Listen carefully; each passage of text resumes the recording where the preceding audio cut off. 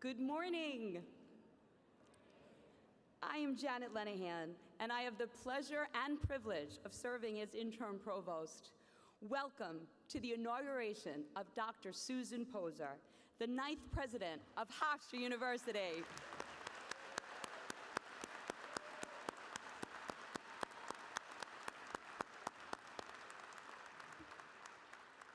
I thank the audience and all members of our platform party for adhering to our public health protocols and remind you that masks are required indoors for the entirety of the ceremony.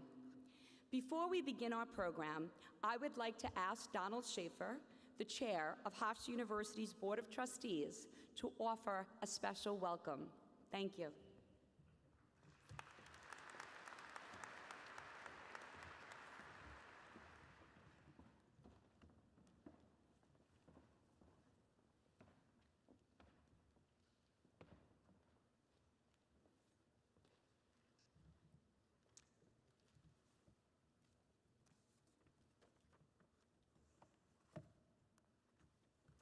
Thank you, Provost Lenahan. Good morning. On behalf of the Hofstra University Board of Trustees, it is my pleasure and privilege to welcome you all to the inauguration of Hofstra University's 9th president, Dr. Susan Poser. Today is a very special day. It is the culmination of a process in which the search committee spent 1 year in the pursuit of a president who would be an exceptional successor to the 8 individuals who have led Hofstra University since its founding more than 85 years ago. A person who would assume the leadership role of this institution and guide it to a new era. That person is Dr. Susan Poser. Today we are gratified to witness the pageantry of a formal academic ceremony and celebration, especially after the past 18 months. To inaugurate and welcome Dr. Poser, and to have trustees, students, faculty, administration, staff, alumni, friends, and neighbors come together as Dr. Poser formally assumes the mantle of leadership at our beloved Hofstra. We also welcome colleagues from academic institutions, from regional nonprofits, and government agencies, and the many elected officials and representatives from local, state, and federal government who have joined us today. And we are most pleased to have so many students in attendance today to join us celebrating the beginning of this new chapter in Hofstra's distinguished history. An inauguration is a moment to look forward and dream, and also to reflect on and honor the past. We have been fortunate to have the leadership of President Emeritus Stuart Rabinowitz for the past 2 decades, after a long career at Hofstra as a scholar and a leader at the law school. Under his tenure, the university's financial conditions strengthened as the endowment grew, new schools and colleges were founded, facilities were built, and the university hosted 3 consecutive presidential debates. His leadership and vision created remarkable growth in the history of Hofstra and established a strong foundation on which to build for the future. Even though he could not be here today, the work of Stuart Rabinowitz can be seen in the schools, programs, and facilities we have here at Hofstra. We are fortunate that the platform party includes Dr. Herman Berliner, Provost Emeritus, and Patricia Adamski, former Senior Vice President. Both of these 2 long-serving administrators were integral to Hofstra's growth and success over the past decades, and we are grateful that they came back to join us today. Thank you both for your service and your years of dedicated work on behalf of the Hofstra community. The most important role of the Board of Trustees is to select a president. A leader who will manage the university through the years ahead, who will steer us through the changing winds of time, and lead the university and its constituencies to a new day. Both the search committee and the board were unanimous in their decision to appoint Dr. Susan Poser as the 9th president of this great university. The Board of Trustees is looking forward to working with President Poser as we begin a bright new chapter for Hofstra University. It is in this light that I welcome you all to this important moment in Hofstra's history as we celebrate the inauguration of Dr. Susan Poser. Thank you.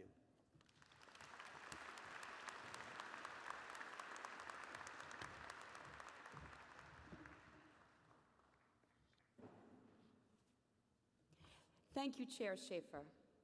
As part of the foundation of our ceremony today, we gratefully acknowledge the Native peoples on whose ancestral homelands we gather, as well as the diverse and vibrant Native communities who make their home here and throughout New York State today. We take a moment to recognize the original inhabitants of this territory, indigenous land, which we acknowledge as sacred territory, as the land of many tribes, including the Matincox, the Merricks, and Massapequa in the miles around us.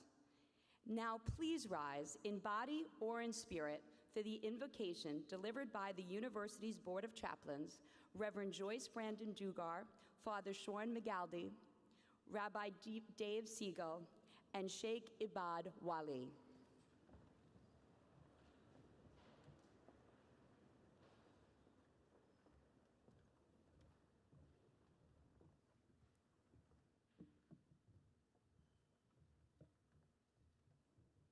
Good morning.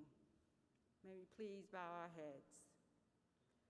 Gracious Creator of us all, we gather first and foremost to say thank you for this amazing day, to welcome our 9th President of Hofstra University, Dr. Susan Posner. May you be grounded in peace and move with the Creator's grace. May each of us pray as a community to continue to serve humanity, create safe spaces, and be true to ourselves. Protect us, keep us, and be with our amazing university today and forevermore. Amen.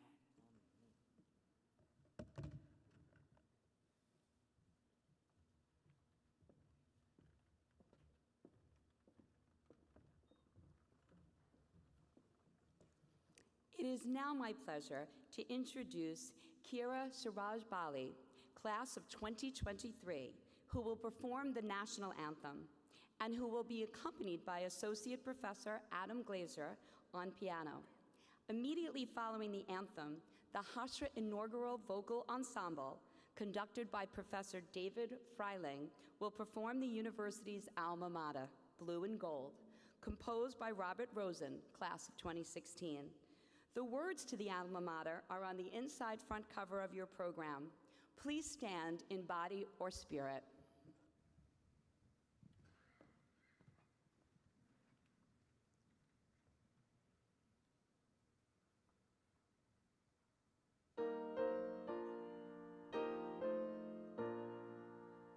Oh, say, can you see by the dawn's early light what so proudly we hailed at the twilight's last gleaming, whose broad stripes and bright stars through the perilous fight o'er the ramparts we watched were so gallantly streaming, and the rocket's red glare, the bombs bursting in air, gave proof through the night that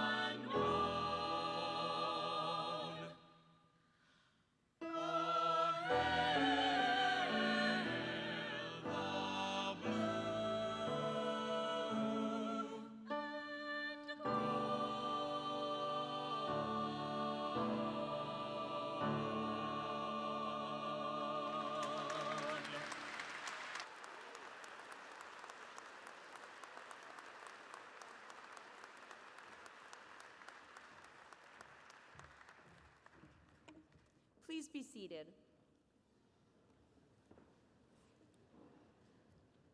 I now have the pleasure of making some very special introductions, beginning with representatives from the Board of Trustees. Please hold your applause until the end. In addition to the University Board of Trustee Chair, Donald Schaefer, we are privileged to have with us today current officers, including Secretary David Mack and Vice Chair Martha Pope, former board chairs, Trustees Janice Meyer and Trustee Marilyn Montour, Trustee Susan Catalano, Trustee Michael D. Domenico, Trustee Diana Lake, Trustee Stella Mendez, Trustee Deborah Sandler, Trustee Michael Seaman, Trustee Joseph Spiraccio. Please join me in welcoming and thanking our Board of Trustees with us today.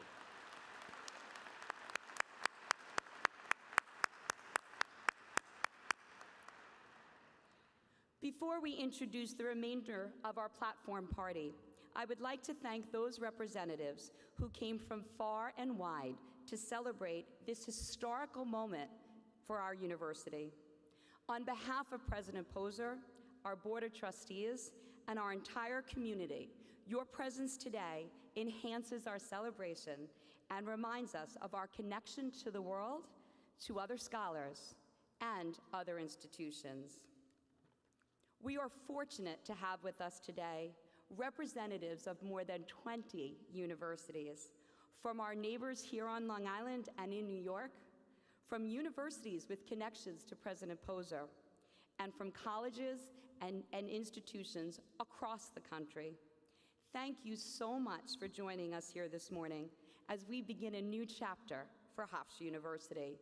Will all the delegates from colleges and universities please rise so that we may welcome you?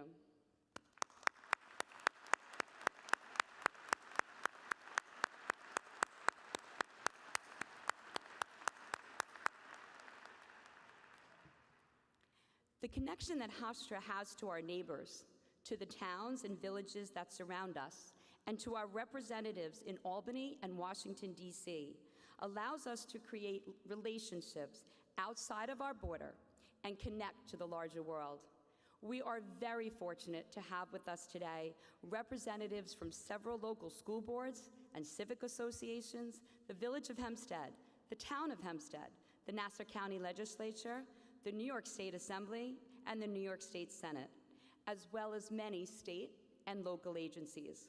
While we are grateful for all who have joined us, we would like to take a moment to recognize those who most directly represent us. We are especially pleased to welcome Laura Curran, the Nassau County Executive, and Jack Schneerman, the Nassau County Comptroller. We also welcome two members of the New York State Assembly representing our campus, Taylor Darling and Edward Ra.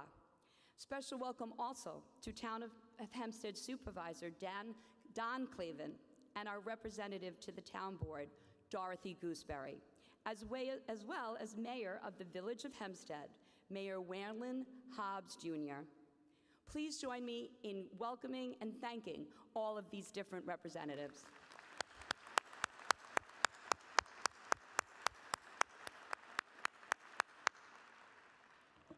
An inauguration is a celebration of coming together of the community to mark the beginning of a new era. And so we welcome today the guests who mean so much to our institution, who are part of the Hofstra family. I include in this parents of our current students, the leaders of Long Island nonprofits and advocacy institutions, Northwell Health, alumni, and donors. Thanks also to our administrators and staff who have worked tirelessly these past 18 months to keep our university running and who have continued to work so hard to get this semester off to a great start and to allow us to celebrate today safely and in person. Our most special thanks go to our students and faculty who have made this celebration meaningful and inclusive. We especially thank the students who organized this week's events and those who came out for community service projects. We thank the faculty for joining today, for serving on our advisory committee, and for hosting the 10 academic symposia this week. The Hofstra community is as strong and as vibrant as it is because of our students and faculty. Now please allow me to introduce our platform party. First, I ask the vice presidents of the university to stand. The vice presidents are leaders who represent, there you go. Our vice presidents are leaders who represent the administrative areas of the university and are listed in your program. Please join me in welcoming our vice presidents.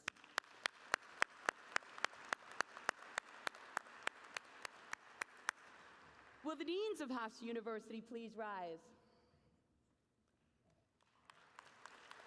Our deans represent our academic core of our university and are also listed in the program. Please join me in giving them another round of applause as they have done a fantastic job. And representing all of the faculty of Hofstra University, the Speaker of our faculty, Will Nyrode. Serving as marshals this morning are William Caniano, Chair of the University Senate Executive Committee, and Karen Valerius, Chairs of the Chairs Caucus. The remainder of our platform party is listed in your program. Please join me as we welcome our entire platform party today.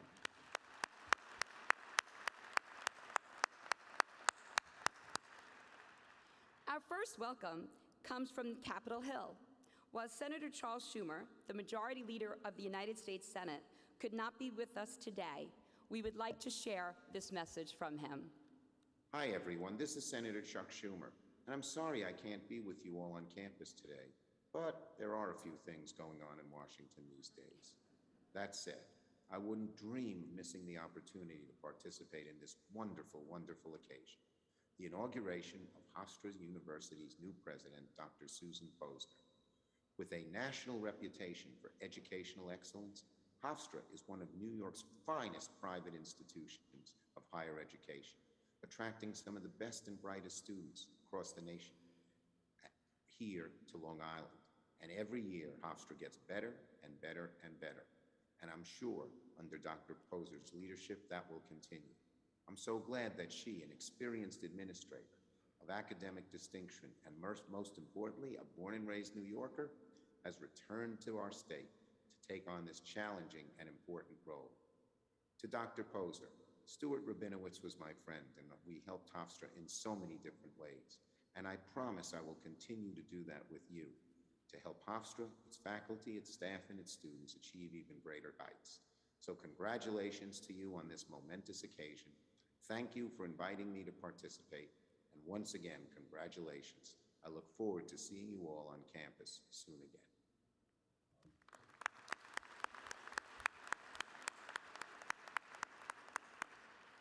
It is now my great honor to present the painting that the Inauguration Committee commissioned for today's event. To represent the hope and promise on this occasion, on this new chapter in the history of Hofstra. This beautiful painting was made by Kelly Elkowitz, class of 2023, and the winner of Hofstra's Purchase Award. You have, with no doubt, already seen Kelly's work, as her painting has been used in all of our inaugural invitations, presentations, and promotions. To represent the beginning of President Posner's term as president, Kelly describes it in the following way. It evokes an optimistic and hopeful tone. And for those of us who know and love this university, we can see that the colors and flowers represent Hofstra's history. Kelly, will you please stand to be recognized for your work? Please join me in congratulating Kelly.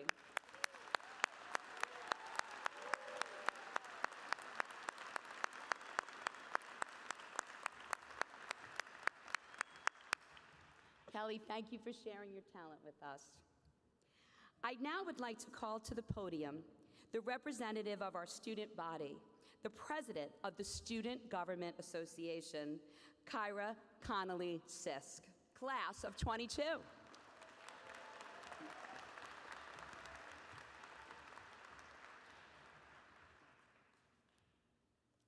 Hi. Hello, close friends. Hello, Hofstra. And hello, greater community. My name is Kaya Connolly Sisk, and I am your Student Government Association President. I am honored to be standing here on this exceptional, extraordinary, historic day. The student government prides itself on being the chief advocate for the student body, and we are so excited to work alongside President Susan Poser for years to come.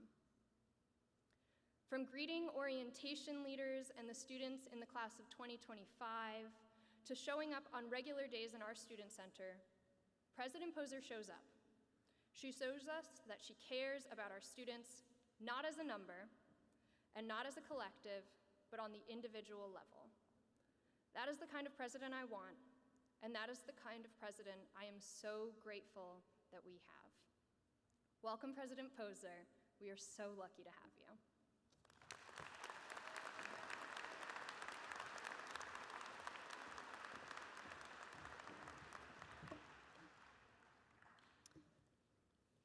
In addition to commissioning a painting, the Inauguration Committee asked the Department of English and Creative Writing to host a call for an inaugural poem, encouraging submissions that celebrated new beginnings, a better world, a more inclusive society, poems that might represent the promise of this moment. The three judges, Jessica Bergerac, Ashanti Davis, and Hunter Wexler, are all alumni of Hofstra University's creative writing program. The poem, Forward, by Nicole Wong, a third-year law student at the Maurice A. Dean School of Law, was selected to be the inaugural poem. I now ask Nicole Wong to come forward to read her original work, which is also listed in your program.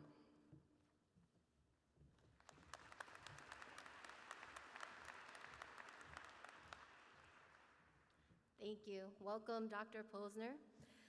It is hard being a student. I can't even find the words to explain how hard it is being a law student. This poem was inspired by a conversation with Professor James Sample to encourage me to move forward. It's dedicated to all of the faculty and staff at Hofstra that make being here a rewarding experience, and I hope that it encourages all of you who wake up every day, even though it's a challenge, to move forward. The revelation of this Genesis is akin to the artless innocence of rain falling over a well-worn ground. They formed the foundation, we formed a sound. The sound of mornings where mercies are new, of thanking the past for seeds it grew. We roar as rushing waters round a bend, changing sediment for sentiments mend. We'll prune, nurture, and edify the soil, so tomorrow's fruit will prize today's toil. Show them how to put their hands to the plow and see success exists beyond the now. Use tools that work for your old pioneers and pass them along for the coming years. It takes a village, nay, generations. Progress requires steadfast veneration, but blind devotion? No, we must evolve. A problem persists with no resolve to solve. Narrow paths keep us steady and on course, but narrow minds only produce remorse. All we have to lose is the senseless weight that our shoulders bore until almost too late. Thank who you'll thank for open eyes and grace. To not fear change, but run to its embrace. Here and now, welcome opportunity. Overcome the pause of adversity. Flow and carve the needed capacity so that we can refine our humanity. Same book, different page. Far from perfect. Risky, it may be, but move toward it. Oh, the soul trials will reap a reward. Forward. Thank you.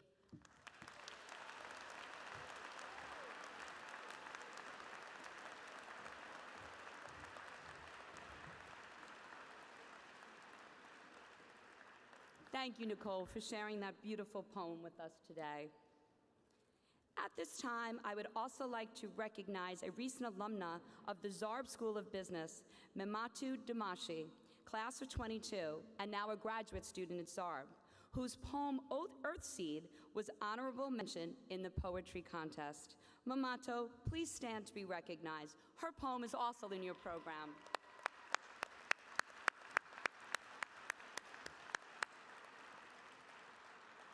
I now call to the podium the representative of Hofstra University's national and international alumni, the president of our Alumni Association, Hillary Sirota Needle, class of 1989.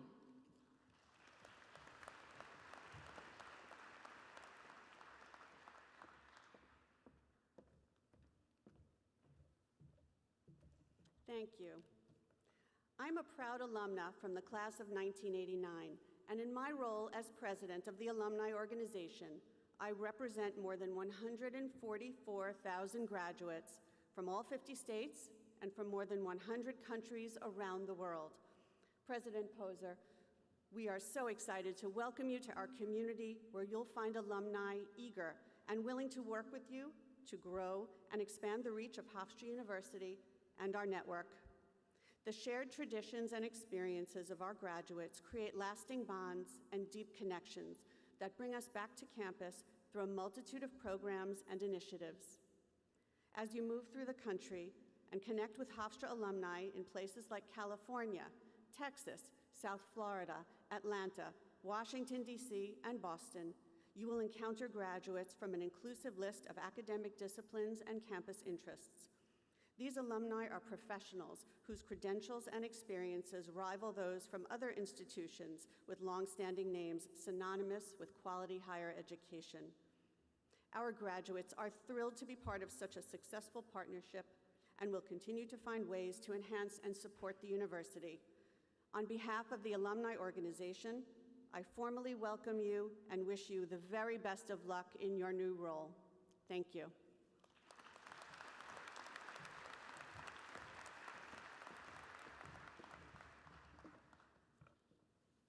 Thank you, Hillary.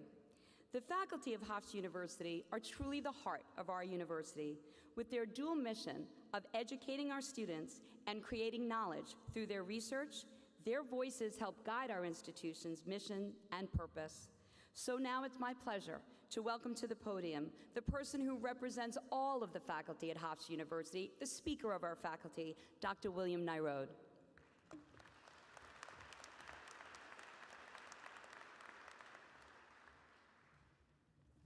Thank you, and good morning. Welcome, members of the Board of Trustees, administration, staff, students, alumni, of course, my faculty colleagues, and distinguished guests. It is my pleasure to be here today as Speaker of the Faculty to welcome Dr. Susan Poser as Hofstra's 9th president. I invite all members of our community to congratulate Dr. Poser in her new position as president. During Dr. Poser's tenure as Provost and Vice Chancellor for Academic Affairs at the University of Illinois, Chicago, she created several initiatives to support faculty and enhance diversity, including but not limited to establishing pipeline programs for underrepresented faculty and creating a new Center for Teaching Excellence with a special focus on assisting faculty in creating inclusive classrooms. We, the faculty, are excited about these accomplishments and very much look forward to hearing and supporting your initiatives for Hofstra. We know that this is just the beginning of an exciting and productive partnership that will foster a sense of community between all constituents of Hofstra. As scholars, as teachers, and as members of this great university, we admire your accompanying spirit, support your commitment to inclusion, and look forward to working with you in making Hofstra an even greater institution. President Poser, on behalf of all the faculty, welcome and congratulations. Thank you.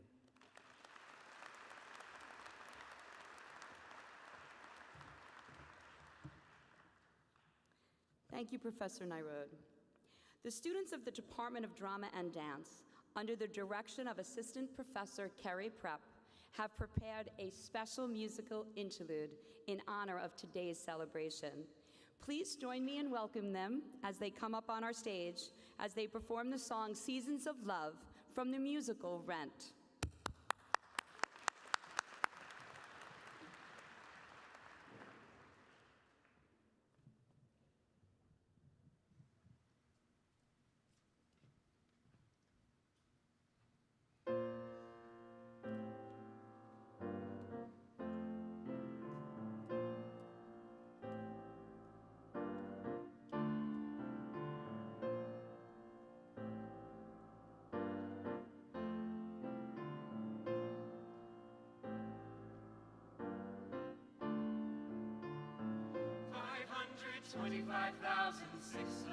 Minutes, 525,000 moments so dear, 525,600 minutes.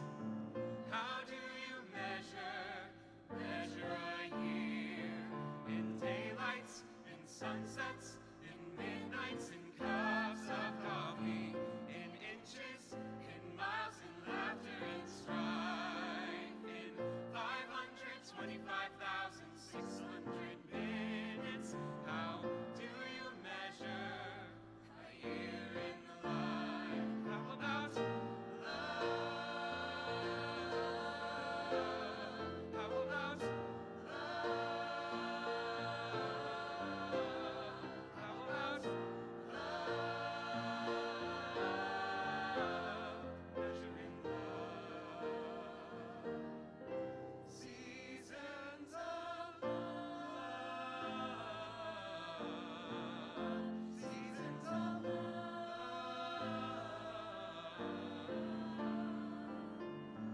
525,600 minutes, 525,000 journeys to plan, 525,600 minutes. How do you measure the life of a woman or a man? In truth that she learned, or in times that she cried, in bridges he burned, for the way that she died. It's time now to sing out, though the story never ends.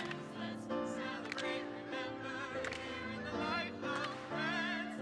Remember the love. Remember the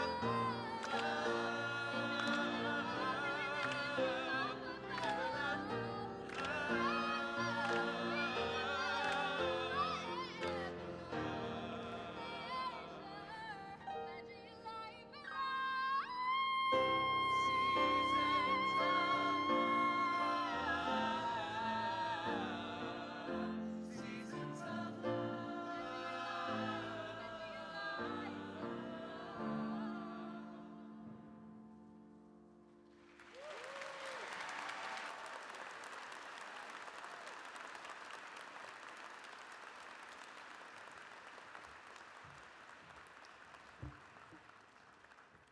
Thank you so much to the students from our Department of Drama and Dance for preparing that beautiful, wonderful tribute. Let's give them another round of applause.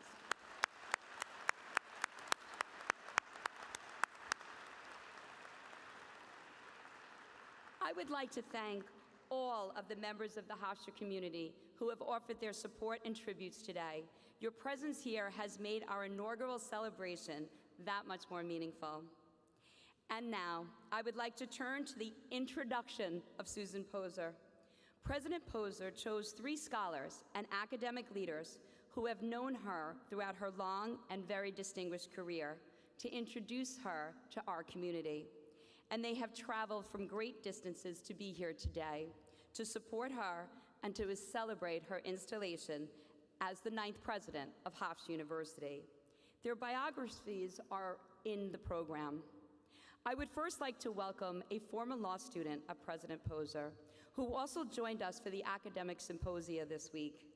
He is a widely respected author, scholar, researcher, educator, and leader in health equity, health reform, and mental health movements, a professor of health law, policy and management, and director of the Satcher Health Leadership Institute at Morehouse School of Medicine. And earlier this week, Mr. Dawes was elected into the National Academies of Medicine, one of the youngest people ever to receive this honor. Please join me in welcoming Daniel Dawes.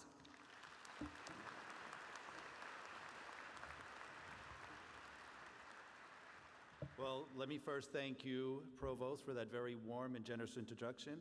And let me just say good morning, Hofstra University. Good morning. It is so good to be here today. As you heard, I'm Daniel Dawes, and I bring greetings on behalf of the Satcher Health Leadership Institute at Morehouse School of Medicine in Atlanta, Georgia. And I'm so honored to be here with you and have this opportunity to express my deep appreciation and respect for Dr. Susan Poser as one of her former students and mentees. You see, to me and many others, she has always been a light from which many have been lit, a shining light that no one would dare or could dim. And I count myself very fortunate among them. You see, during my time at Nebraska Law, one professor in particular pushed me like no other.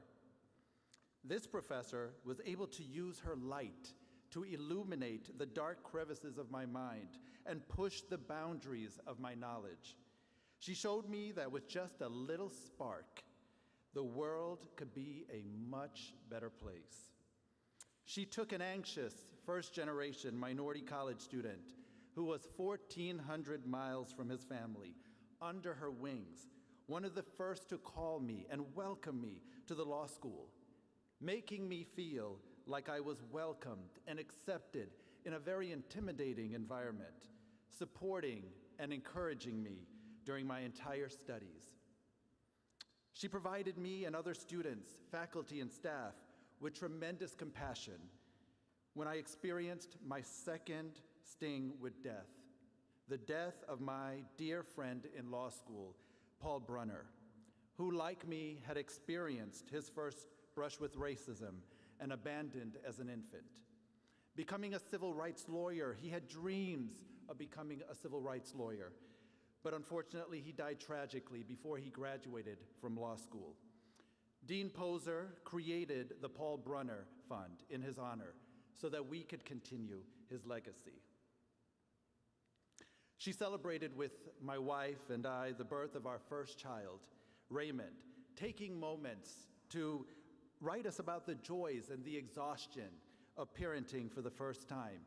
For every major moment in my life, since graduating college, Dr. Poser has been a dependable light that I and others could turn to.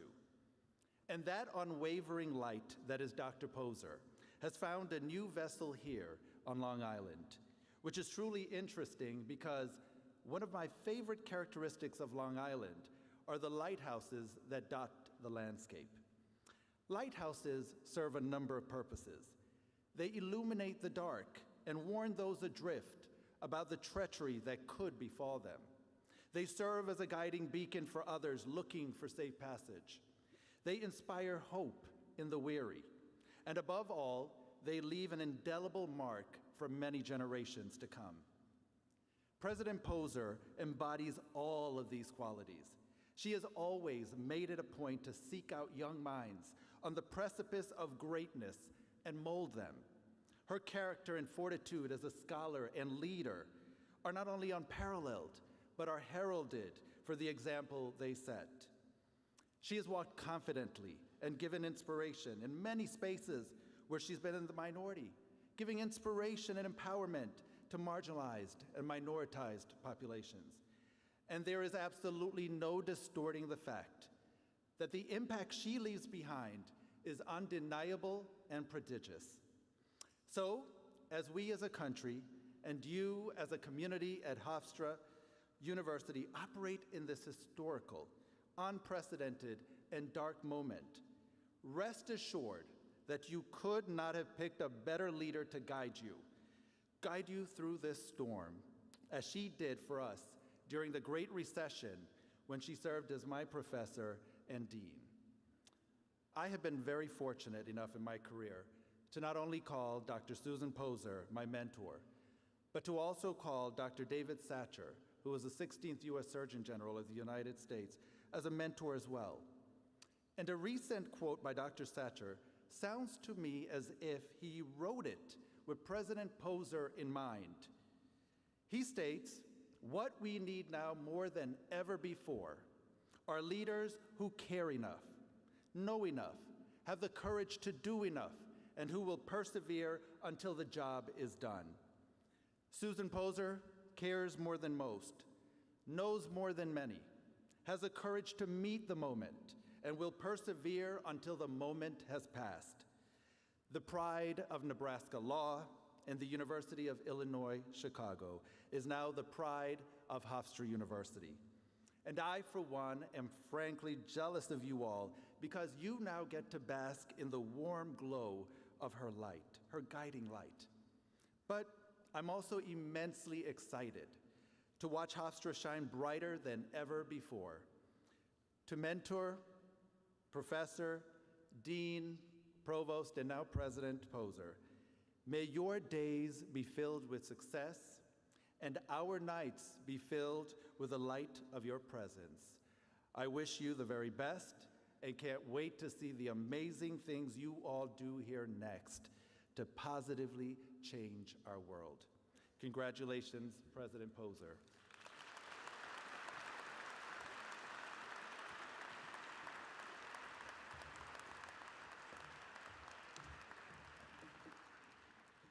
Thank you, Professor Dawes. Dr. Barbara Wilson was a colleague of President Poser when Dr. Poser was a provost at UIC and Dr. Wilson served as the Executive Vice President for Academic Affairs at the University of Illinois System. Dr. Wilson, whose academic research focuses on social and psychological effects of the media, became the president of the University of Iowa this past July. We are so pleased that she could join us today to mark the inauguration of President Poser.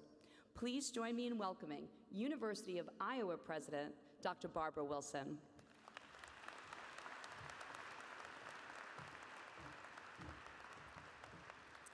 Thank you so much, Janet, and welcome everyone. I'm bringing a hearty Iowa welcome to Hofstra University, and I'm just so delighted to be here. And thank you to the staff who've made this trip really easy. I didn't come the farthest, but I came pretty far to be here, and you've all made it so easy and wonderful. I too am very honored to be here to celebrate with you today Hofstra's 9th president, my friend and former colleague, Susan Poser. And I'd like to start with just a little background to tell you where I come from in terms of this great honor. We started new positions at the University of Illinois around the same time. In fact, in 2016, I became the executive vice president for the system and the VP for academic affairs, kind of a provost position for the system, at around the same time that Susan became the vice chancellor and provost for the University of Illinois, Chicago. We were in our roles for the next 5 years, and we worked together on many, many issues around academic affairs. In fact, she was named president here in December 2020, and I was named president at the University of Iowa a short 5 months later. Now, I'd like to tell you I left Illinois because she left, but in fact, that's not quite true.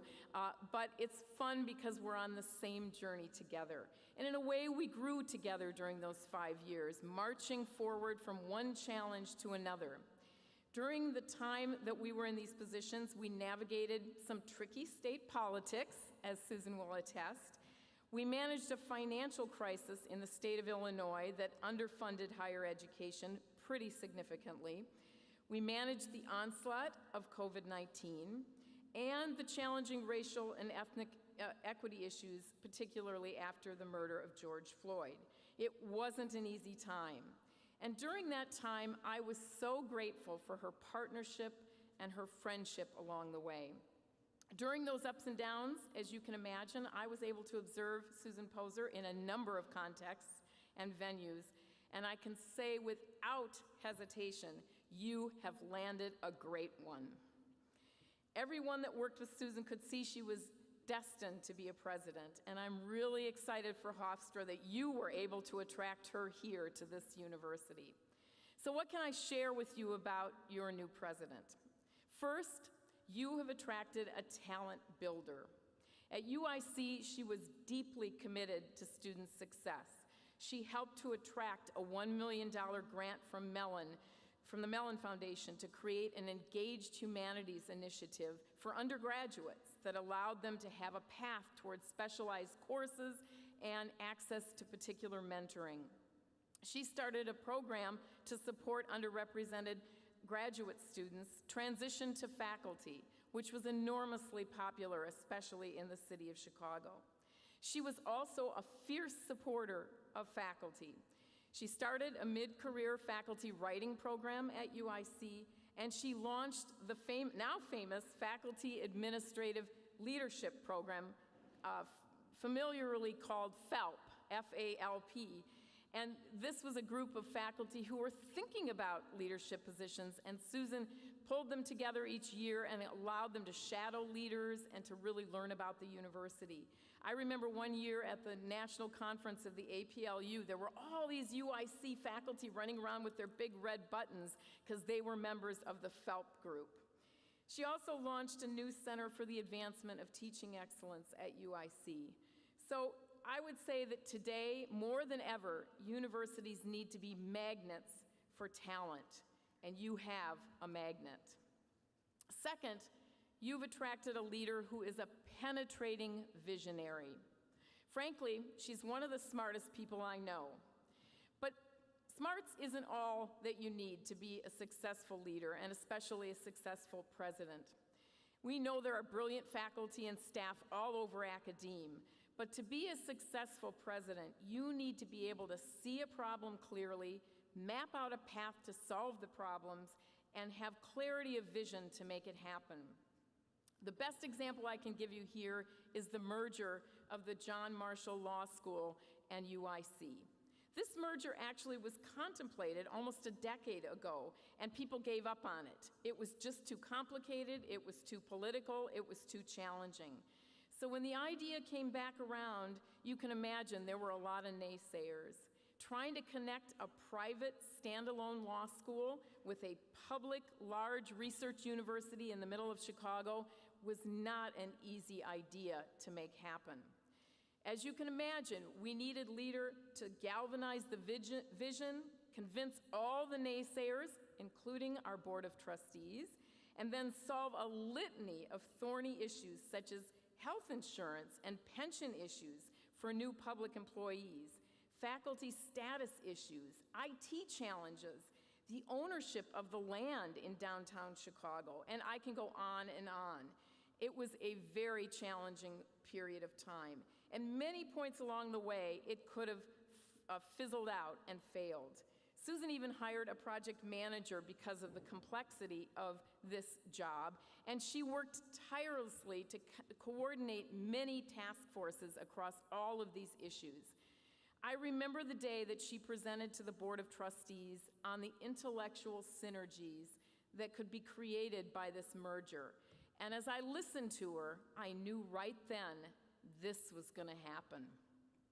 It took more than 2 years, and I can honestly say that merger, which is now enormously successful, would not have happened without her vision and her perseverance. Third, you've attracted a creative and tireless advocate. Every institution has its own DNA and culture. I'm learning that at Iowa. Successful leaders have to spend a lot of time observing and learning and listening.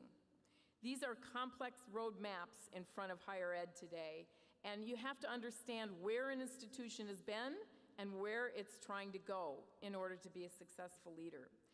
Susan came from the University of Nebraska, a Big Ten campus in a lightly populated state, to an urban, minority-serving institution in the heart of Chicago. That's a transition. And I remember one evening, She and I were driving from a dinner event. She was driving me in her car. We were engaged in a rapid-fire conversation as she weaved in and out of traffic in downtown Chicago. My knuckles were white, and I was so distracted I could hardly listen to her. And at one point, I said, "How are you managing driving around this city?" And she looked at me with that wonderful smile, and she said, "Oh, it's not too bad. I love this place." I share that story with you because she brought her heart to the University of Illinois at Chicago, and she will bring her heart here. And before long, if she isn't already saying it, she will say that about Hofstra. She is a tireless advocate. She spent countless hours learning about UIC's secret sauce, and then she became its biggest advocate. I remember the first time we had lunch. I can't remember the name of the restaurant, Susan, so you'll have to think about it, and we can talk about it tonight. But I can see you sitting at that table, and you began your conversation with me describing the amazing commitment of UIC faculty and staff to issues around social justice. You described the transformative power of the institution for first-generation students who make up roughly 55% of the undergraduate population at the University of Illinois, Chicago. In fact, Susan was known for creating a slide deck. You might get one here, too. It was a PowerPoint set of charts that showed how unique UIC was, that it was a powerful research one university that's also a minority-serving institution. And at the end of the slide deck, she basically argued there are no peer institutions for this great institution. It's one of a kind. I'm guessing she'll create the same kind of set of distinctive qualities about Hofstra. Advocating for students and faculty, and especially donors, is a huge responsibility of the president, and I know she'll do this with great success. So, in closing, to Susan, my dear friend, congratulations on this incredible honor that we celebrate today. This quote from Eleanor Roosevelt seems an apt description of how I feel today. Many people will walk in and out of your life, but only true friends will leave footprints in your heart. And to Hofstra University, well done. You have found a president that will help you attract and build talent, who will help you nurture ideas into action, and who will be a tireless advocate for your great institution. I'm so very pleased for you and proud of Susan Poser, my fellow president. Thank you.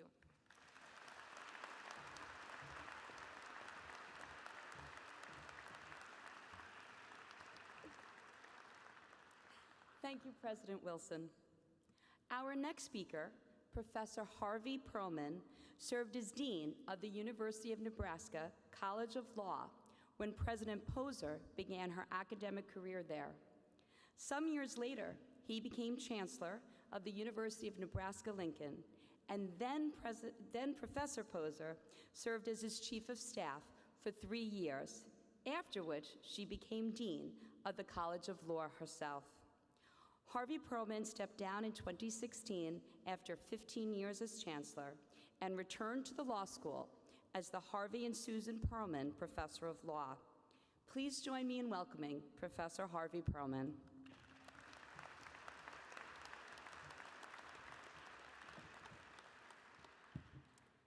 Thank you.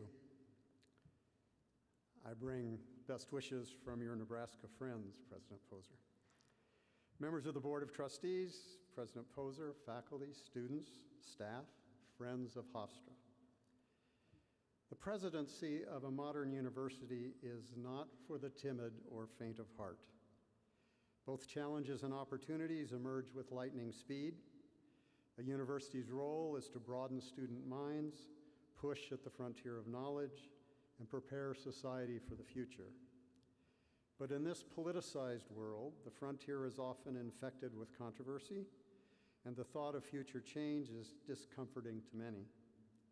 Yet at no time has the public been in more need of higher education's efforts. One should read Walter Isaacson's recent book, The Codebreakers, to understand how the curiosity-driven research of a university scientist on CRISPR technology laid the groundwork for the vaccines that allow us to meet here today.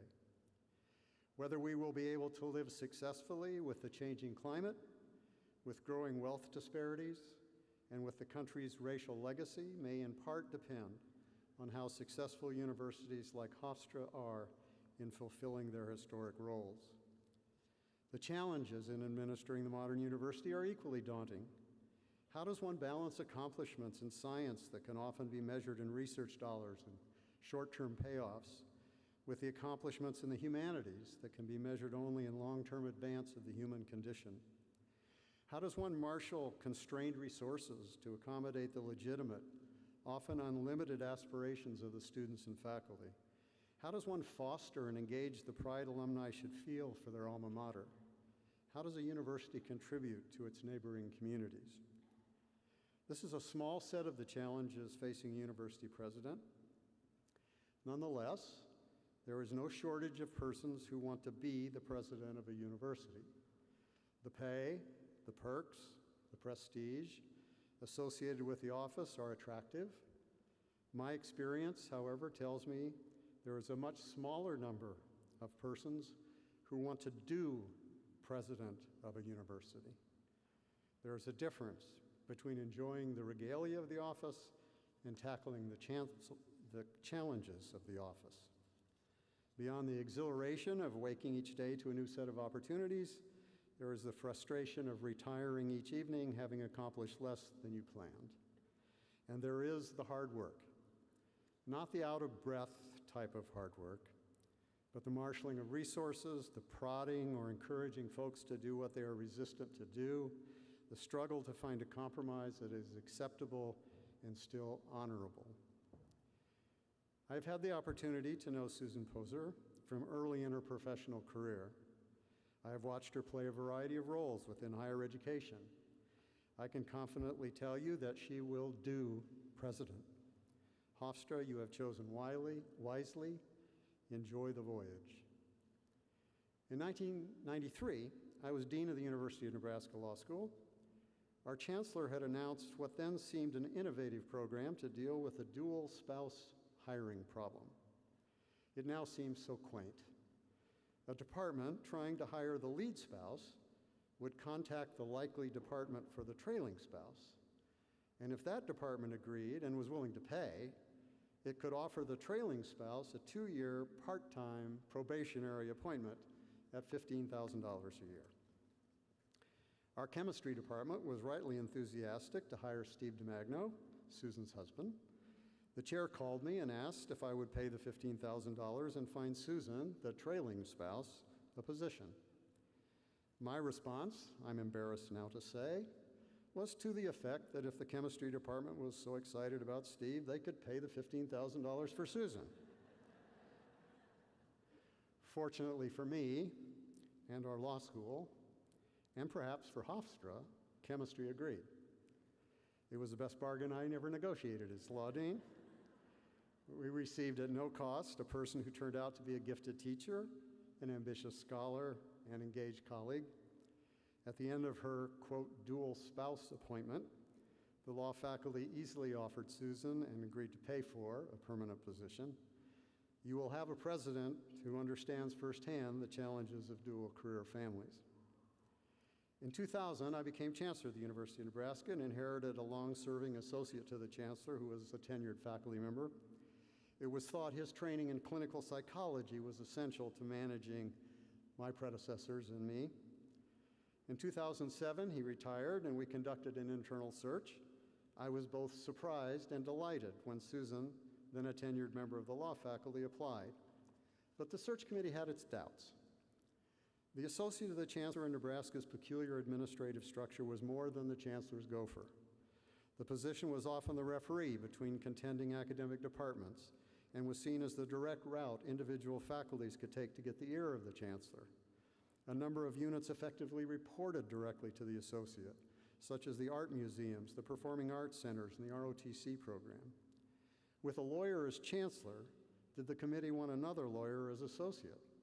What would either of us know about the sciences, the arts, or the humanities? Then the search committee looked more closely. A degree in classics at Swarthmore, a law degree at Berkeley, a PhD from Berkeley in political science, a stint as a preparatory school and college English teacher, an ethics fellowship at the Wharton School. One also had to suspect she learned a little about chemistry and the research enterprise, in addition to Italian cooking, from Steve. Her first public concert as a classic pianist would come later. She did not disappoint. She became a strong advocate for faculty interests and values within my administration.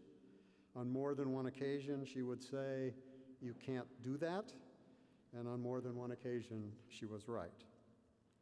I was fortunate 3 years later to accept, after a national search, the recommendation of the law faculty to appoint her as Dean of the Law College. The situation she faced as Dean is not unlike the challenge I imagine she'll face at Hofstra.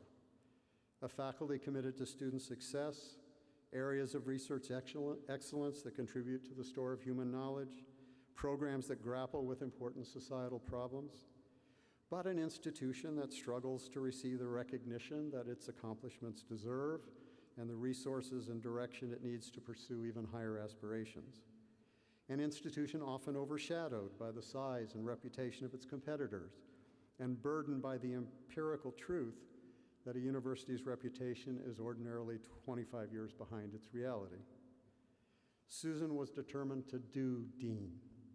She engaged the law school community to formulate a plan that, once adopted, infused the community with the optimism and energy to pursue it aggressively. The public record confirms the growth and status of the law school during her tenure, both in the contrived empirical reports of the U.S. News and World Report and in its real-life achievements. Since returning there as a faculty member, I daily experience the changing culture, the quality of the faculty she hired, and the elevated ambitions that are her legacy. Hofstra, you have a president that will push you hard to perform and will work hard to assure your accomplishments are recognized. I can also attest to Susan Poser's negotiation and mediation skills. Now, you've already heard about the merger of the law school in Chicago, so I won't repeat that. But my wife, also a Susan, can confirm your new president's composure and judgment in resolving a heated conflict. The Posers lived one house removed from where we lived. It was a dark night when my wife heard screeching tires in the street in front of our houses. A car, driven by a not entirely sober woman from the neighborhood, had braked to avoid hitting a cat. She failed. The woman began screaming in agony that she had killed her own cat. When my wife arrived at the scene, she quickly recognized it was, unfortunately, our cat. Trying to calm the woman, my wife assured her it was our cat. "No, it's my cat," screamed the woman. At this point, Susan Poser arrived on the scene in her nightgown, covered by a trench coat, and negotiated a settlement. When the law school first offered Susan a permanent position, one of the concerns was whether this born and bred New Yorker could find comfort on the frontier. There are many pleasures of living in Nebraska, but it's not New York. There's not a decent bagel anywhere in sight. But she threw herself into the community and over time became a strong advocate for life in Lincoln. She and Steve raised their two daughters there, and I think we're satisfied with the education and experience that prepared them ultimately for Swarthmore and Yale. I can assure you that she didn't. No, similarly, you may be wondering how a Nebraskan will adjust to New York. I can assure you she did not acquire the reticence or aw shucks nature of us Midwesterners. She's still a New Yorker. One of the challenges of being president of a modern university is just its complexity, its variety of programs and disciplines. The diversity of perspectives is a real strength of a university, and yet it presents difficult issues of administration. Encouraging research department is not the same as encouraging the Romance languages. What one needs is a person with a breadth of experience and perspective, and yet the tradition of higher education to a point from within the academic community makes that even more difficult.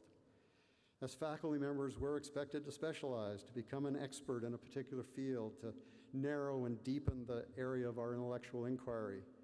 This sometimes is accomplished by acquiring the fears, jealousies, and myths of our respective disciplines. That's why faculty often view change of a president as a perilous time. I cannot tell you Susan Poser is free of the characteristics that make persons suspicious of lawyers.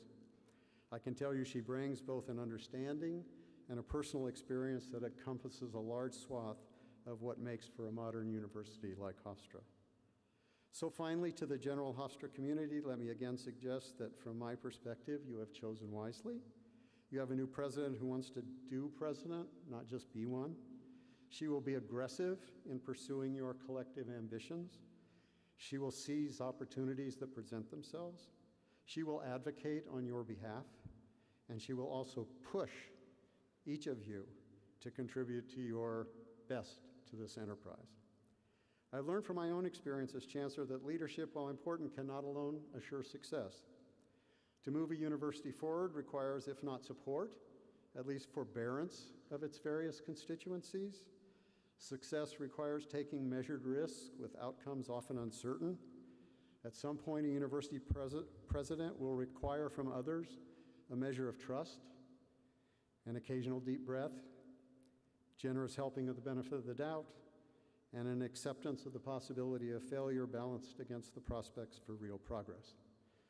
Hofstra, you have, in my judgment, selected a new president who will be thoughtful in fashioning a direction for the university, will be solicitous of your views, will measure risk carefully, but will not hesitate to make the big decisions that best hold prospects for elevating the future of this university. One of the advantages of senior status in academia is to watch one of your younger colleagues advance. Susan, I have no doubt you will lead wisely and ambitiously. I will take great pleasure in watching you and your new university succeed. On a personal note, Susan and I and our daughters have personally enjoyed when our lives have intersected. We all wish you the very best in your new adventure. Thank you.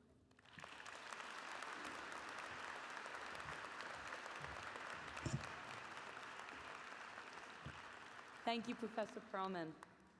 And now, to formally install Dr. Poser as the 9th president of Hofstra University, I ask Chairman Donald Schaefer to come to the podium.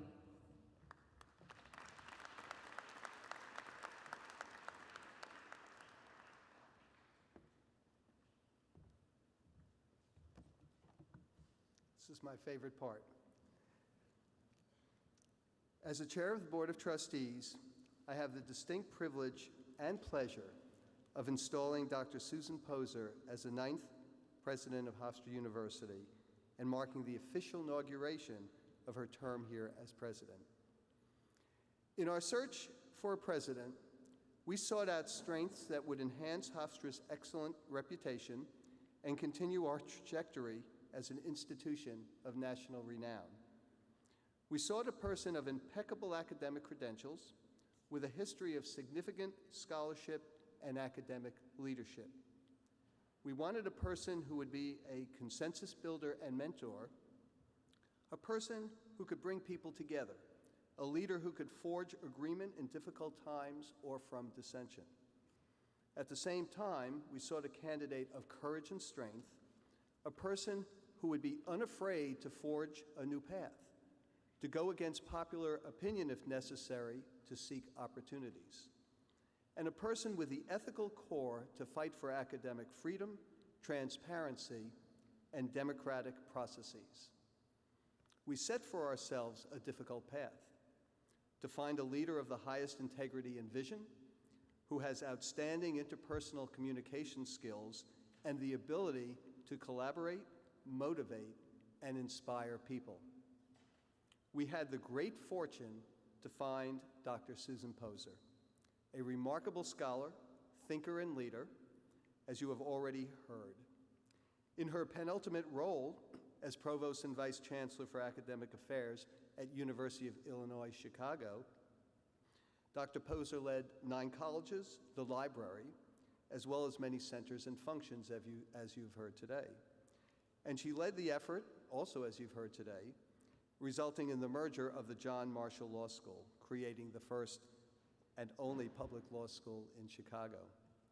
Her tenure at University of Illinois, Chicago was after a successful career as a faculty member and then the dean of the School of Law at the University of Nebraska. From her resume and her long career of academic leadership, it was evident that Dr. Poser was well qualified for the presidency of Hofstra. But it was only through meeting Dr. Poser and getting to know her as a person that we knew that she was uniquely suited to lead Hofstra. It's her humanism and commitment to transparency and a shared dialogue that enhance her strength and creativity as a leader. For she values the process that leads to consensus and the discussion and debate that comes from the generation of new ideas. She is first and foremost a scholar, not only by experience, but also in temperament. A person who explores new concepts, who researches, who debates each side of an issue, and who demands the commitment and involvement from those around her. She has the confidence to welcome commentary and criticism, to look at things not necessarily as they are, but how they should be, and to bring others into that process, that journey with her, to lead others. If, as the famous basketball player and United States Senator Bill Bradley noted, leadership is unlocking people's potential to become better, then Susan Poser is already a successful leader here at Hofstra and in her roles prior to this. I am so pleased to represent the Hofstra University Board of Trustees in introducing Dr. Susan Poser to our community. I now ask Dr. Susan Poser to step forward.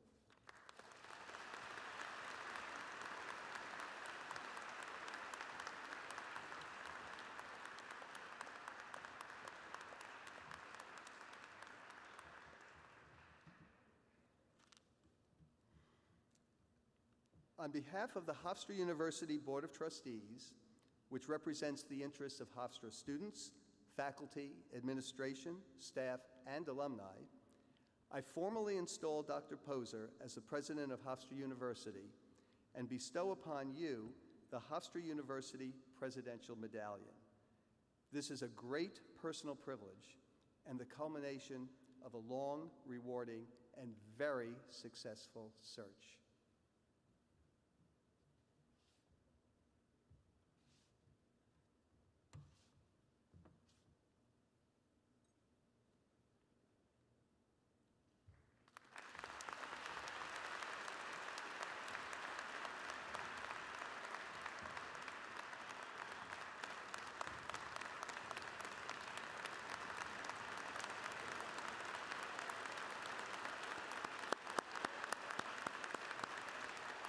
I am honored to present to all of you Hofstra's 9th president, Dr. and now President Susan Poser.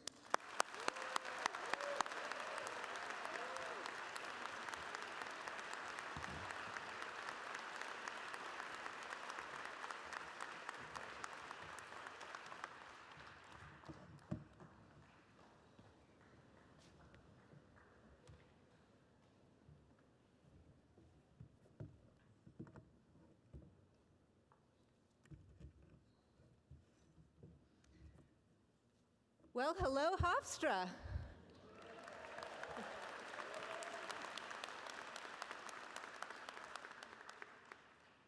Don told me this was heavy, and it is.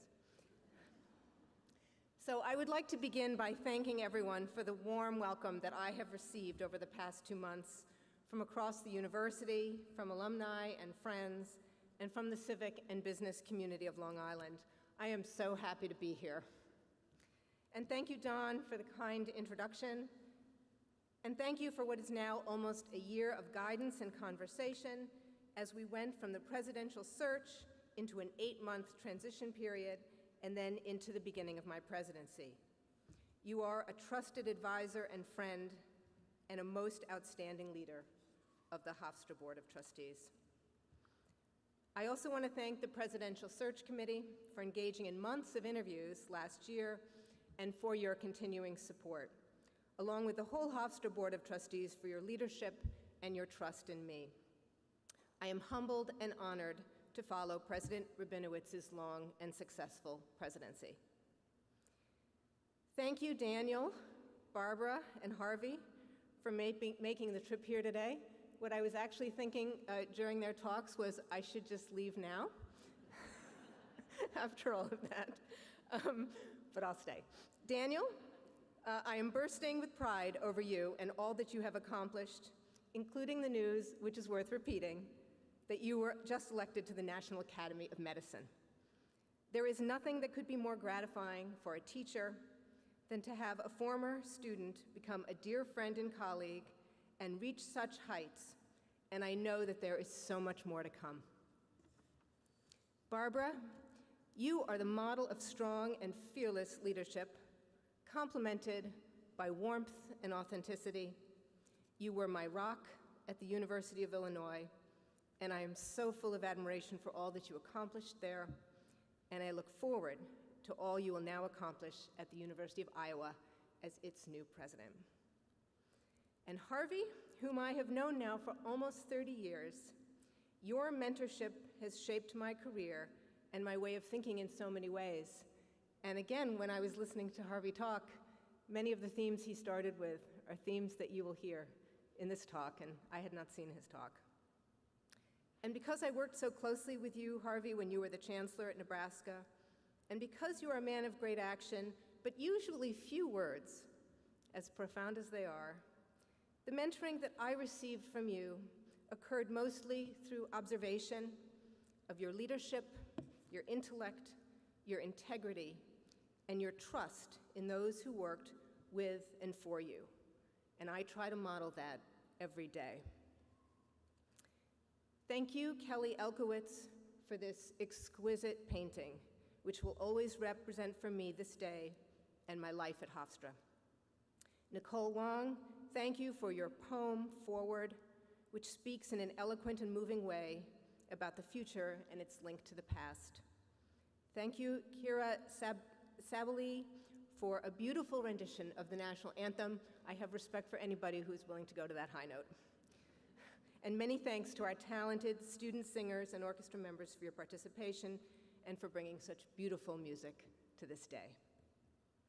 I also want to thank the Inauguration Committee and scores of staff, administrators, faculty, students, and alumni for working tirelessly to make this day special and to make it work logistically.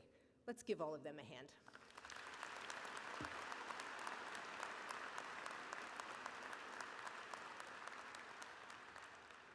Special thanks to Herman Berliner, the former provost of Hofstra, who initially served as chair of the Inauguration Committee, and then also interim provost Janet Lanahan, our MC today, who took over as chair, for your leadership. Thank you to all of the faculty, staff, and administrators who organized and participated in the academic symposia over the past week. It was an extraordinary week, and I personally learned so much about the strength of each of the schools at Hofstra. I want to thank and acknowledge friends and colleagues who traveled to be here today, including our delegates, and my family that is here today. My beloved father, Norman Poser, who is also my dear friend, confidant, and editor, and my stepmother, Judy Cohn, and my cousin, Margaret Poser. My mother, Miriam Poser, could not be here in person, but she is watching online, so hi, Mom. I also want to acknowledge my other set of parents, Eugene and Joanne DiMagno, who are watching from Minnesota. My wonderful and accomplished daughters, Eve Poser DiMagno and Sarah Simone Poser DiMagno, each traveled from California to be here. They are the lights of my life, truly my pride and joy. Will you please stand, gals?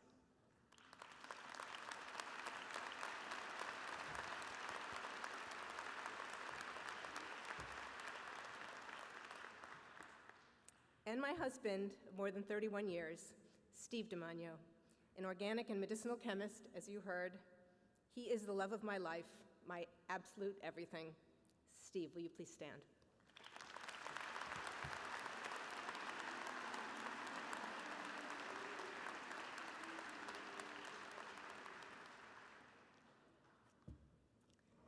Just over 85 years ago, Nassau College Hofstra Memorial of New York University opened its doors.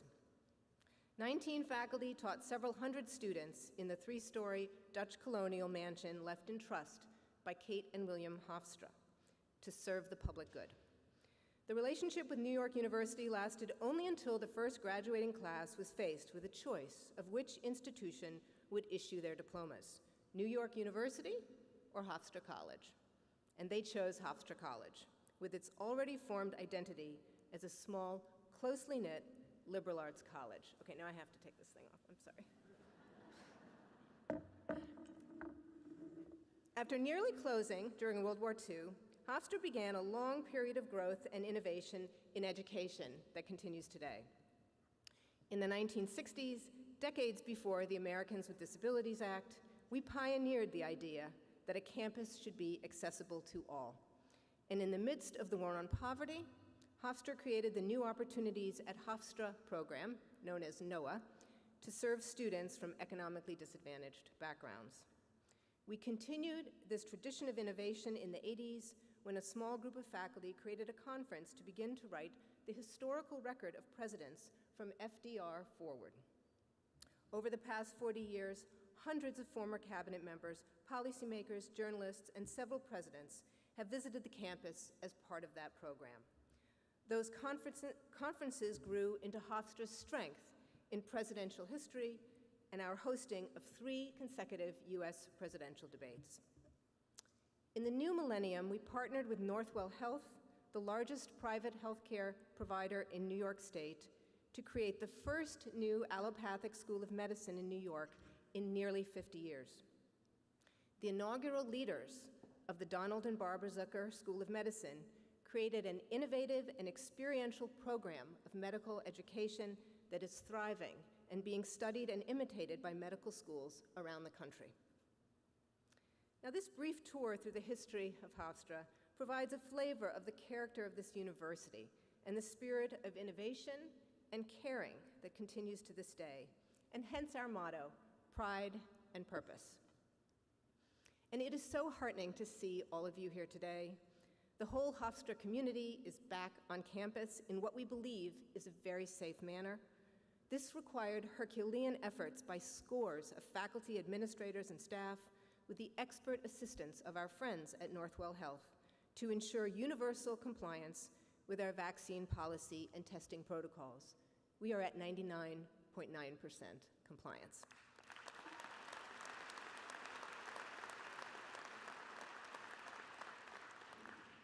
We are now enjoying each other's company and the serendipity of everyday life, what one of my colleagues once referred to as the magic of the peripheral, the things on the periphery that just can't happen on Zoom. The chance encounter on a Starbucks line that could lead to a lifelong relationship, a family and children, glancing by chance at a bulletin board and learning about a student club that is the perfect fit, the impromptu conversation between student and professor after class that could change the course of a student's career and life.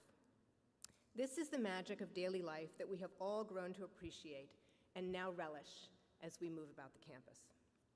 And what a time we are living in, and what a time for higher education. The pleasure of our renewed togetherness is real, but it cannot mask the challenges ahead. Even before COVID, higher education was facing disruption on many fronts. Anticipating fewer high school graduates, the fast growth and prevalence of online education, increasing skepticism about the value of a college education, and the fact that students now coming to college are digital natives. That is, they started playing with an iPad as young children and have always had any fact that they could possibly need, literally, in their back pocket. And then came COVID, which accelerated the change we knew was coming and transformed it at the same time. How we address these changes over the coming years will determine Hofstra's future and the futures of our students. One of the more interesting ways to think about this moment was suggested by the Indian novelist Arundhati Roy in an article that she published last year in the Financial Times. And this is what she said. Historically, pandemics have forced humans to break with the past and imagine their world anew. This one is no different. It is a portal, a gateway between one world and the next. We can choose to walk through it, dragging the carcasses of our prejudice and hatred, our avarice, our databanks and dead ideas, our dead rivers and smoky skies behind us. Or we can walk through lightly, with little luggage, ready to imagine another world and ready to fight for it. This author metaphorically posits the pandemic as a portal or a gateway between the past and present, a time when we must choose what we will leave behind and what we will take through this portal and into the future. Of course, Arundhati Roy was not speaking specifically about higher education, but of India and the world at large, and the transformative effect that pandemics have on civilization. And even though this pandemic, sadly, is not over yet, we can already see its transformative effects. So many are out of work, yet employers cannot find employees. Companies are announcing they will be fully remote forever, which is having cascading effects on our cities and towns, transportation, and a host of other things. Individuals are changing their work habits, their careers, their lifestyles, where they live, and how they think about meaning and purpose in their lives. This struggle with meaning and purpose surely contributed to the broad consensus in 2020, which united people across race, class, age, and geography to take to the streets and the airwaves to condemn the murder of George Floyd and declare that they would no longer stand for what it represented. The idea of the pandemic as a portal or gateway serves as a useful metaphor to frame the challenges that we in higher education have before us. If the pandemic is a portal, how will Hofstra walk through it? What will we take and what will we leave behind? What world are we ready to fight for? What kind of university and community do we want to imagine on the other side? One thing that I know is that at Hofstra, we don't want to walk through this portal too lightly, carrying too little with us, because there is so much good here, and it is embedded in the history and the culture of Hofstra. This includes a faculty deeply committed to teaching, a bright and talented student body, an outstanding Division I athletic program, and a shared sense of community that is palpable on the campus. Our students famously call Hofstra home and articulate a feeling that they are cared for here, nurtured and supported throughout their educational journey. Over the past 2 months, I have begun to meet with Hofstra alumni individually and in groups. The good feeling, loyalty, and enthusiasm for Hofstra that these alumni express is inspiring. Hofstra is also very well connected civically in Hempstead, Long Island, and the state of New York. I have begun to get to know some of the local county and state officials and the business and civic leaders. Our ties to our community are deep and long-standing and will continue to provide opportunities to work together to build prosperity on Long Island and throughout the state of New York. All of these things are part of our DNA at Hofstra, and they must be continually nurtured to keep them alive. So we don't have much to leave behind as we move through this portal and beyond the pandemic. Yet there is so much to imagine for our future. We are embarking upon an initiative at Hofstra that will serve as the foundation for the next decade and will help us to identify the priorities to which we will direct our energy and our resources. We will start with the questions, how do we define ourselves as a university now? And what are our ambitions for the future? These conversations will be getting underway in faculty meetings, among our student leaders, in our administrative units, by our alumni, and our board of trustees. They don't know that yet, but we must decide together what post-pandemic world we want to imagine. What do our students need to learn, and how should they learn it? How do we provide them with the tools to thrive in the 21st century, including the ability to pivot multiple times among jobs and even careers? What discoveries are our faculty well positioned to make, and what knowledge will they create? How can we strengthen our relationships and understand our obligations to our immediate community and to the world at large? How do we educate our students to think about the ever-changing technology that, if directed well, will support our thriving in a time of climate change and poisonous political discourse? What is our role in addressing the social and racial justice issues that have impacted our country for so long? Now, like a good law professor, I'm full of questions, but not of answers. But I know that our university can answer these questions and meet these challenges. Hofstra is so well positioned to prosper in this environment of change, while remaining true to our history and our values. This conviction is based on the past 2 months as your president, the past year of studying Hofstra from a distance, and my experience of over 25 years in higher education. So I would like to offer a few thoughts about 3 areas that I believe are critical to our future. Hofstra's official mission and goals statement includes the following. First, we are dedicated to providing a firm foundation in the liberal arts and sciences designed to encourage intellectual curiosity. Second, that we are devoted to recruiting and retaining a highly qualified and diverse academic community of students, faculty, staff, and administrators respectful of the contributions and the dignity of each of its members. And third, that Hofstra University's faculty is committed to excellence in teaching, scholarly research and service, and the university emphasizes and supports the creation and synthesis of knowledge, as well as its dissemination. There are other goals. I'm going to focus on these 3. So first, the firm foundation in the liberal arts. The workforce of today is profoundly influenced by changing technology and the need for new skills. As a university, we are preparing students for the challenge of jobs and careers that have not yet been invented. The liberal arts provide a robust underpinning to deal with our rapidly changing world because they use subjects such as literature, history, and the arts to teach translational skills that apply directly or indirectly to any career and to a satisfying life of other pursuits. Studying the liberal arts prepares one to think critically, write well, and to consider the universality of the human condition. As James Baldwin said, "When you are young," and I quote, "you think your pain and your heartbreak are unprecedented in the history of the world, and then you read."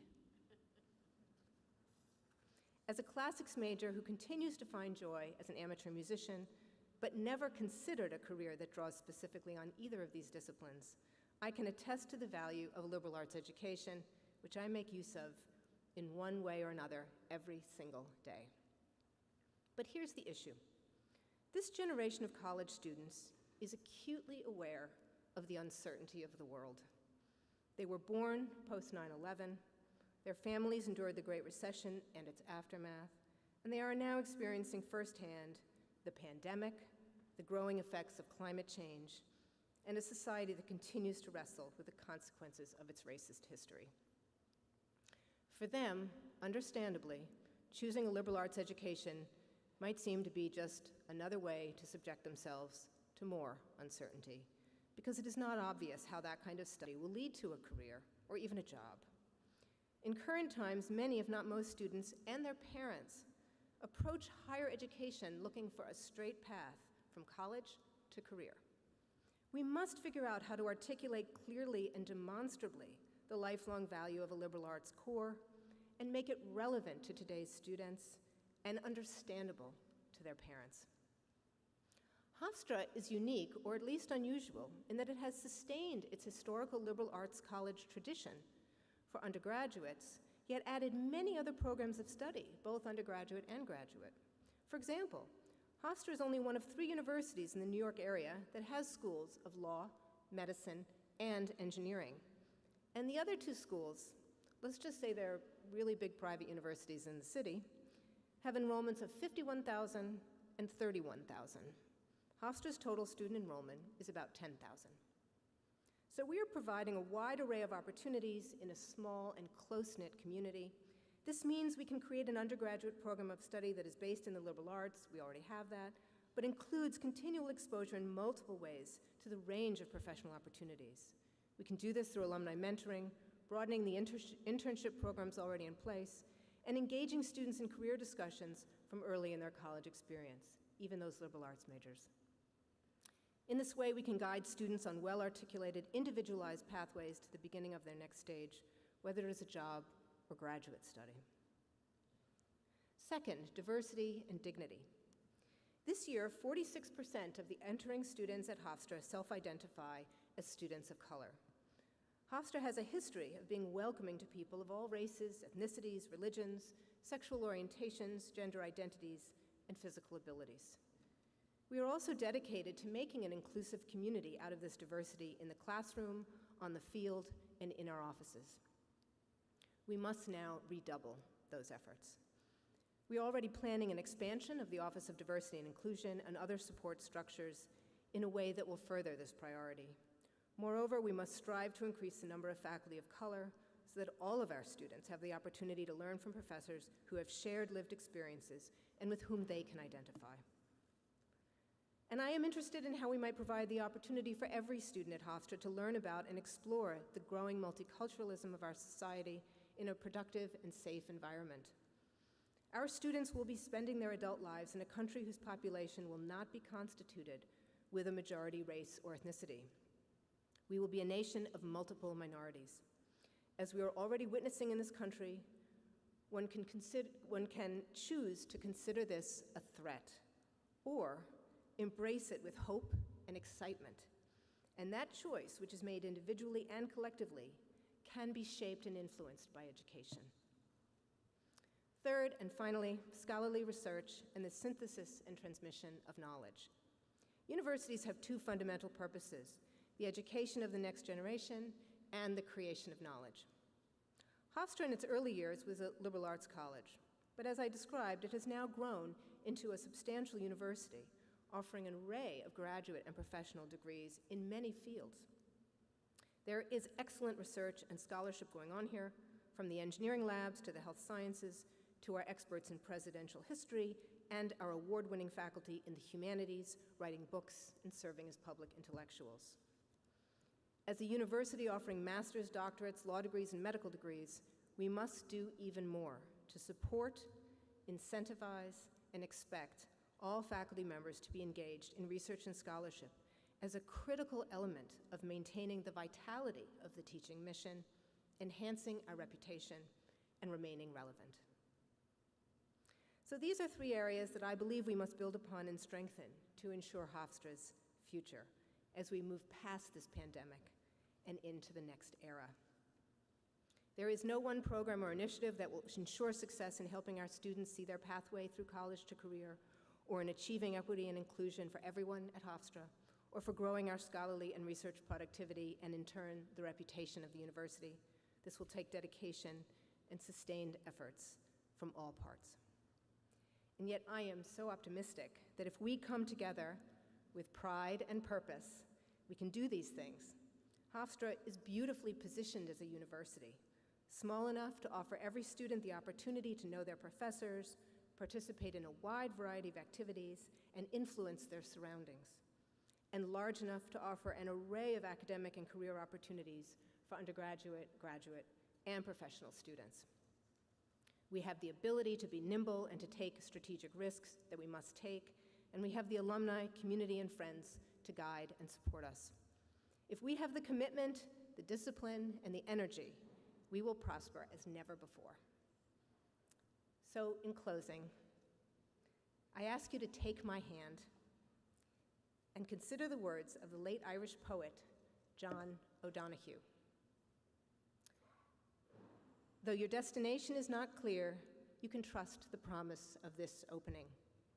Unfurl yourself into the grace of beginning that is at one with your heart's desire.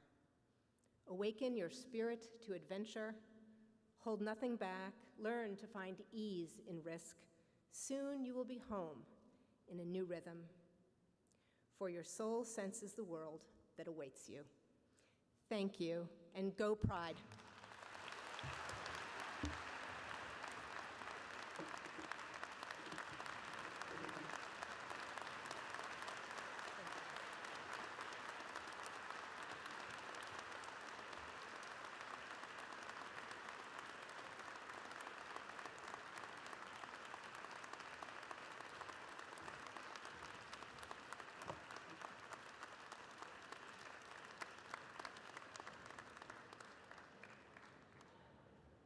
Don't sit again. I think that deserves another round of applause.